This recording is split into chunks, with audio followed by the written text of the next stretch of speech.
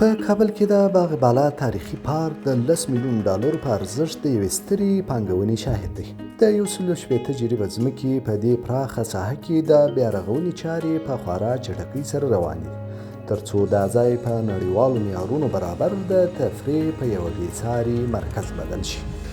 د باغ بالا تفریحي پارک دا خو د کابل په زړه کې په څلورمه ناحیه کې موقعیت لري. 160 جریبه ځمکه دی چې په دې کې یو ډېر په سټانډرډ غوند تفریحي پارک جوړیږي او تقریبا 160 جریبه ځمکه دی. د وزارت مالیې نه موږ قرارداد کړی دی او په طول مدت مو قرارداد کړی دی او په دې نیټوره تقریبا تر 10 میلیونو ډالرو پورې سرمایه‌ګذاري راځي او اوس فعلا کار ورکې روان دی. انشاءالله په 4-5 میاشتو کې به 90% د کار تکمیل شي. دا پارک چې په تیرو 40 کلونو کې یوازې یوه شنه ساحه وه، اوس مهال پکې د عصري رستورانټونو، کافي شاپونو او د لوبو د پرمختللو وسایلو په جوړولو کار روان دی. د پارک مسؤلین وایي چې دا بدلونونه به د کابل ښار څېره بدله کړي. دې پارک خو مخکې ټول شان پارک و تقریبا 30-40 کاله بعد پاتې انداسې و، اکثره ونې وچې شوې وې، پیاده روونې نه وو، ځایونه نه وو او بیا په دا رقم ځای چې په دغه کې بې شانډ پاتې و.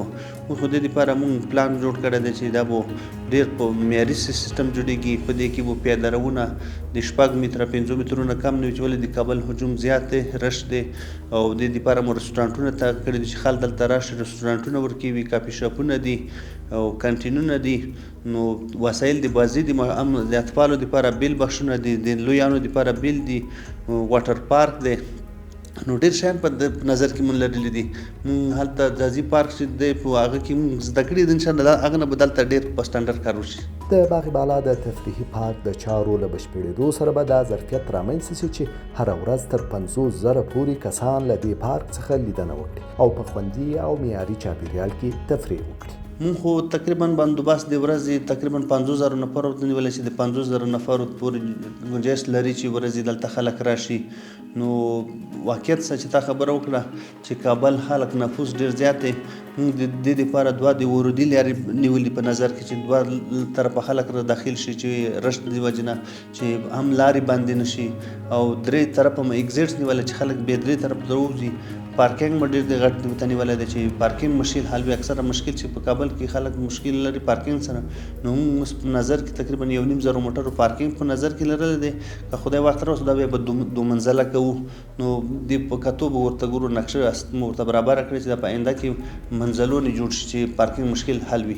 په دې لویه پروژه کې یوازې عصري جوړښتونه نه دي، بلکې د پارک تاریخي ارزښت ته هم پوره پاملرنه شوې ده. په دې لړ کې به تاریخي جوماتونه او پخواني هوټلونه په پوره دقت سره بیرته له سره ترمیم او ورغول شي. دلته خو تقریبا دا خو باغ بالا ډېر تاریخي ځای دی. د امیر عبدالرحمن وخت کې دغه هوټل د قصر جوړ شوی دی. بیا دلته هم یو تاریخي مسجد دی او ځینې تاریخي شیان شته چې اطلاعات و فرهنګ وزارت سره موږ په ارتباط کې یو، هغوی انجینران رسي، د هغو کې کومه ترمیم چې موږ کوو د دوی په هدایت یې کوو. نو هغه دوی موږ ته وایي چې داسې به جوړوو چې هغو سره خپل نفر دي، هغو د ترمیم اوس دغه د پیل د هوټل کې پاس د ژمي کې نهونه کول، هغه موږ جوړ کړل د دوی په هدایت او نوره دوی راځي. نو هغه خو په موږ لازمي دی چې د هغو ساتنه وکړو او مرمت یې وکړو د اطلاعات و فرهنګ وزارت په مشاورې. او مسجد چې دی، مسجد خو دلته 2 مسجدونه اوس پیلن دي چې یو د عبدالرحمن وخت په وخت کې جوړ شوی دی، یو اوس نوی. خو موږ غواړو چې دغه جماعتونه دواړه لوکس جوړ کړو، ډیزاین یې کړو او لوکس یې فرش کړو. د کورنۍ او بهرنیو سیلانیانو د هوساینې لپاره د دې تفریحي ساحې په زړه کې د 60 په شاوخوا کې ویلاګانې هم جوړیږي، ترڅو لیدونکي وکولی شي د شپې لخوا هم دلته په ارامه فضا کې پاتې شي. او که خدای پاک وخت راوست کله فعال شو د پارک، نو دلته موږ د دې دپاره ویلاګانې جوړوو. یو تقریبا 50-60 ویلاوي به وي، هغو خلکو دپاره هم، سیلبینو دپاره هم، خارجیانو دپاره که څوک راغله دلته پاتې کېدی شي، شپه یې تېره کړي چې ولې دا ډېر نږدې د موقعیت د کابل زړه شارناب څخه 3 کیلومتره فاصله لري. نو دې دپاره که شارناب کې خلک شپه کوي دلته یې کولی شي چې دلته ویو دغه ساحه د هوا ډېر فرق لري. نو دلته هر څه په نظر کې نیولي. اوس مهال د دې پارک په بېلابېلو برخو کې شاوخوا 400 کسان په کار بوخت دي. دغه کسان په نړیوالو سټنډرډونو کار کوي ترڅو یوه تلپاتې او معیاري پروژه وړاندې کړي. نو پارک خو تقریبا اوس په دې کې تقریبا 400 نفره کار کوي. نو هغه کسان کار کوي چې کله اوس خو د ایران نه ډېر خلک راغلي دلته، هلته ډېر ښه کارونه زده کړي دي.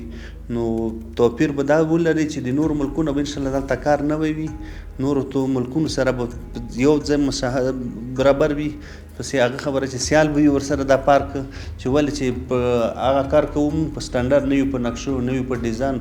او همدغه خلک چې د اوس د ایران نه راغلي دي دلته مخکې دلته داسې کار با چا نه و کړی، اوس ماشاءالله ډېر ښه کارګر دي، ډېر ښه کار کوي او تقریبا 400 نفره په کار دي.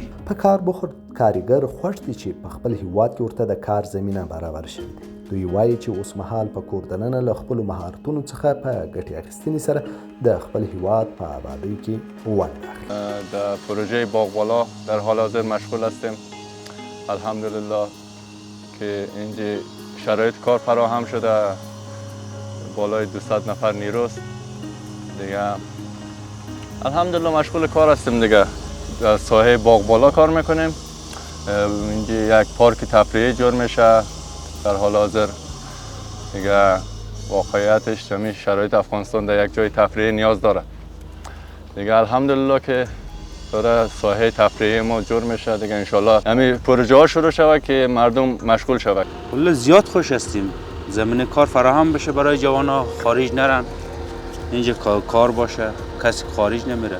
یک سرگرمیه، کسی با خانوادهش یک جمعه تفریح اینجا سادش تیر میکنه راحت. زمینه فراهم شده که اینجا برن. اگر این پارک نباشه کجا برن؟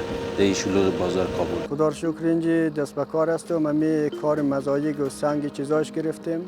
خدا رو شکر همین کار فراهم شده برای ما. تقریبا 50% کار برای مردم اینجا هست.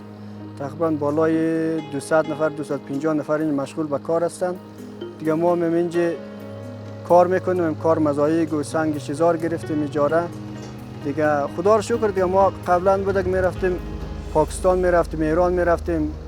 تقریبا 8-9-10 سال میشه که کار همین برای ما فراهم شده، همینجا مشغول به کار هستیم.